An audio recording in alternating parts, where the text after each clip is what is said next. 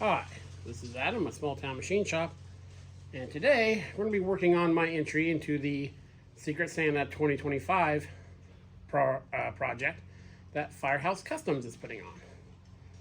So, a handy thing to have in the shop, whether you work on cars, work on old engines, you're a machinist or anything, is soft blow hammers.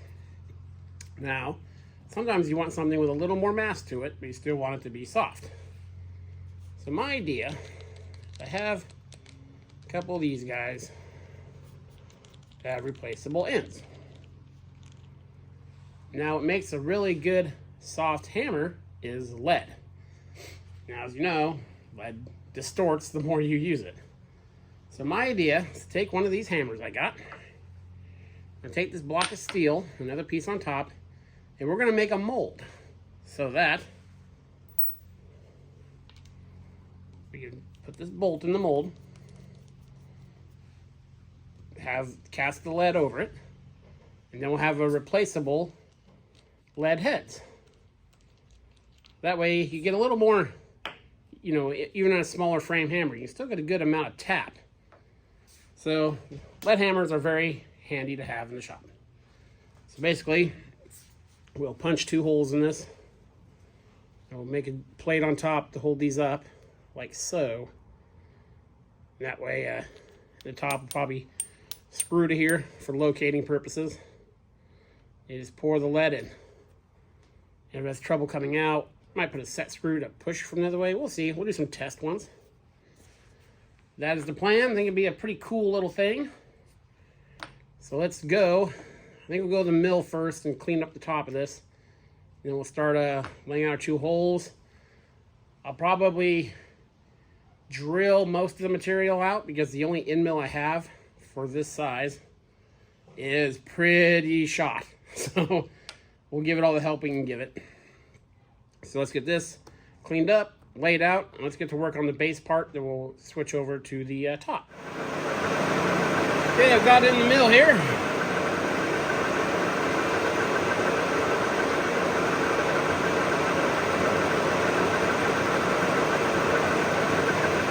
Running a 1-inch end mill through it. This is not a reference surface of any kind. It's just to make it nice and flat for a plate to sit on. We'll let the mill do its thing and bring it back. Okay, I got a little bit ahead of myself and did this next part without showing you, but got it milled. It's nice and clean. Then what I just did, took my center finder, push. This is how I do semi-precise holes. And just found the depth I wanted, rested against the top pin, tapped it, and used the same reference, same side, same pin on the other, and gave it 2 little taps. So yeah, now we'll go to the drill press and bore most of this stuff out, and then we'll finish it with the end mill. Like I said, the end mill I have that's this size is pretty knackered. So we'll do most of that work with the drill press. Okay, I'll bring you back. Changed my mind, underneath the milling machine. So we're gonna go 1.25 inches deep.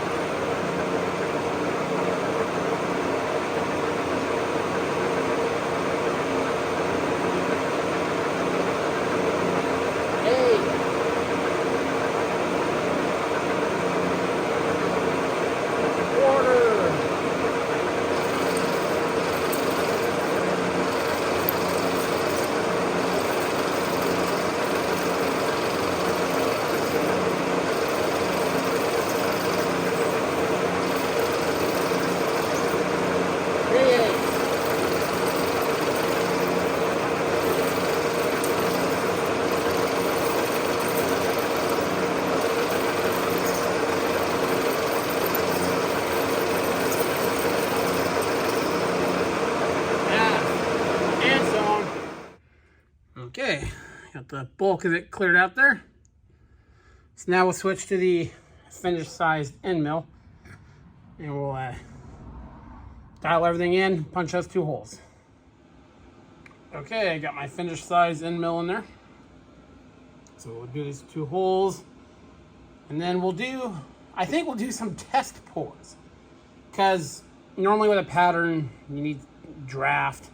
I don't think with the shrinkage it'll be an issue to get those out, but we'll go ahead and test it, and then if I need to, I can take a file and kind of go around it, give it a little bit of draft. We'll get these punched out, and we will go from there.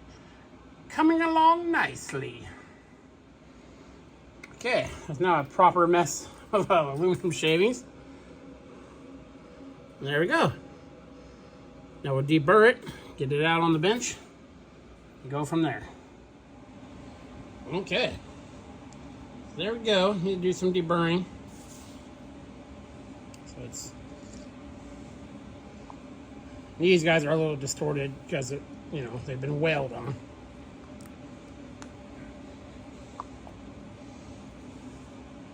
So these will sit flush, the molds will.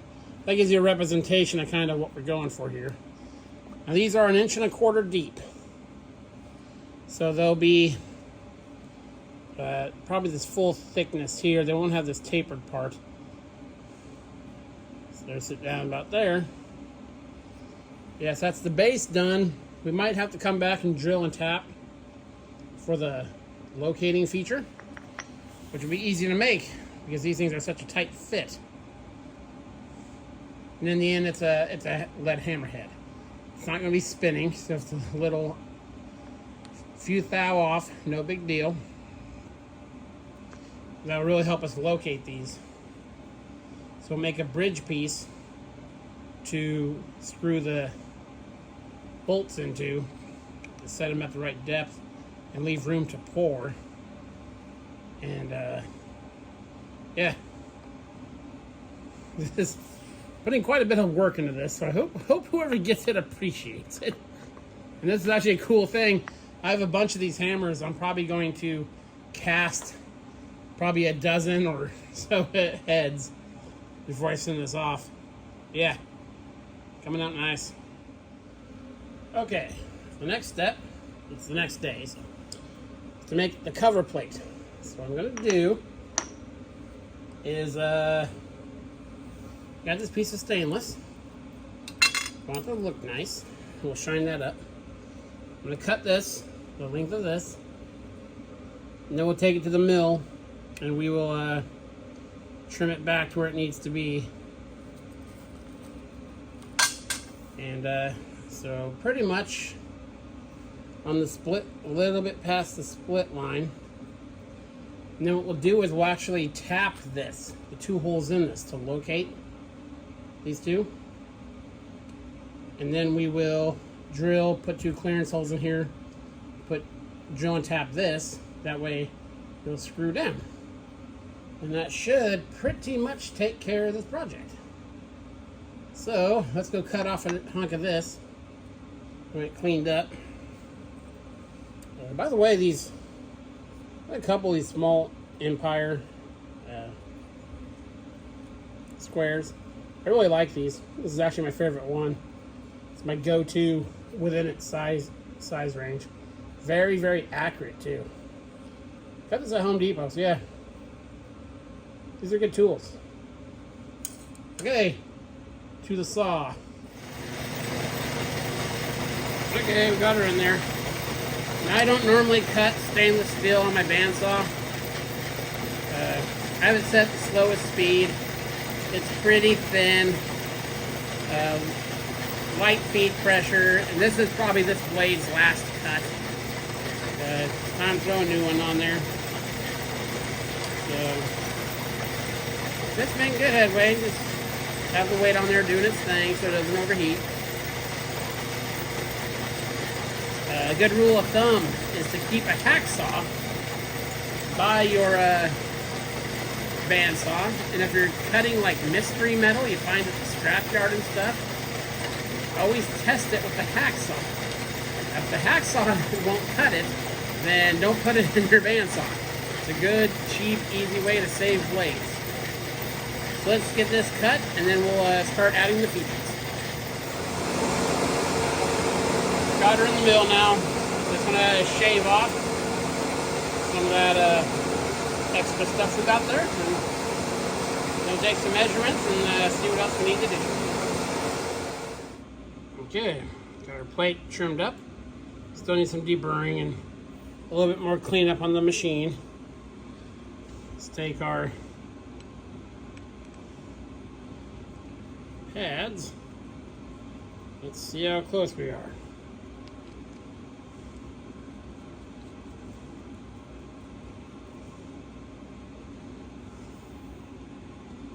Ooh, look at that. Sweet! Now, that should leave us plenty of room to pour.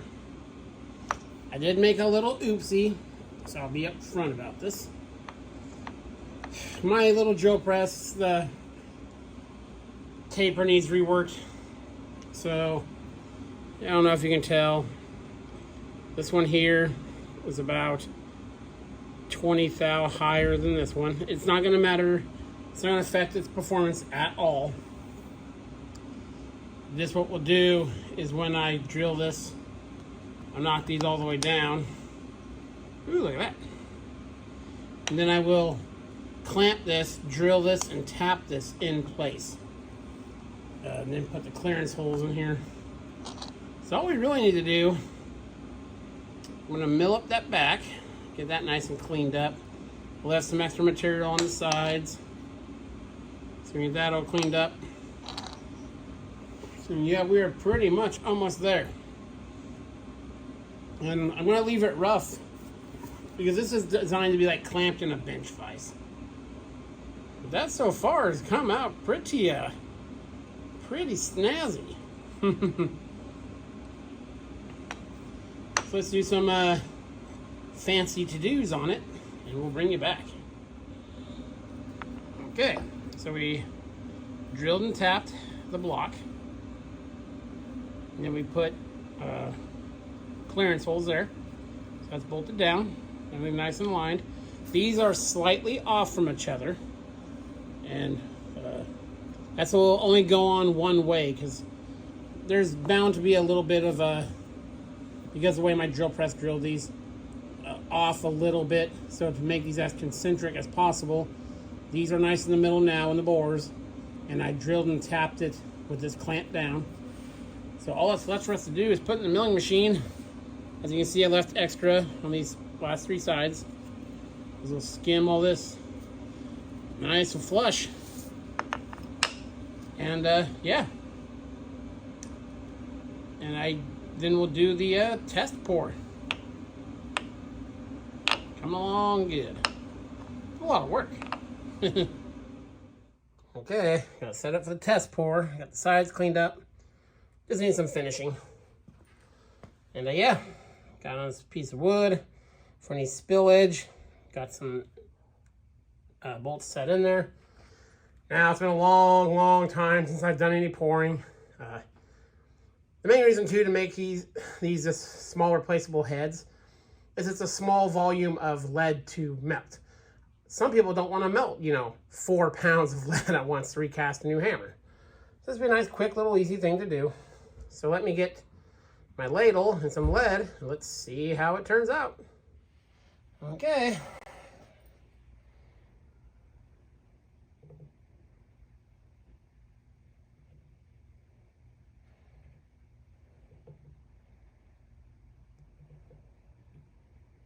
Might have to trim some off top there, but no big deal.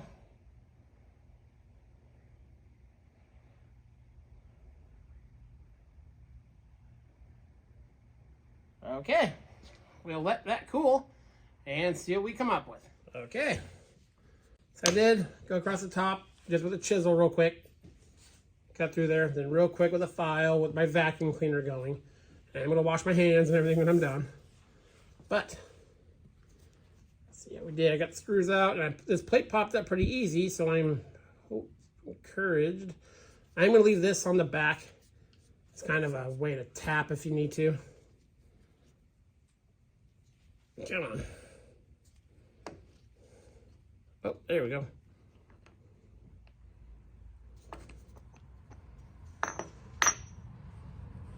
There we go.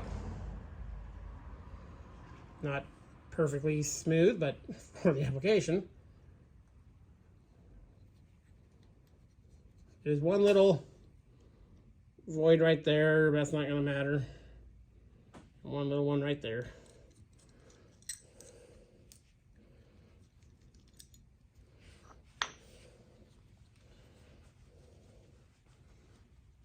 Screw this one.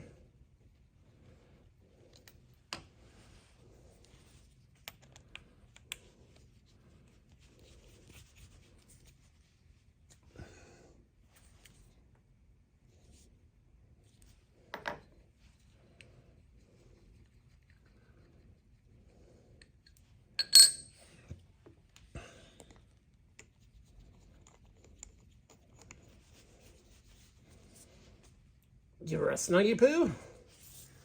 There we go. Now it's got some nice heft to it. Some nice tap. But a soft tap. Very cool. I'm going to cast before I send this out. Like I said, I got a bunch of these hammers. Make a few for myself.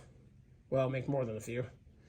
And I will send not only the mold and some bolts, I will also send a ladle for heating the lead. And yes, that way you'll have, the person who gets this will have the ladle and will have the mold and have all the stuff they need to continuously renew this hammer.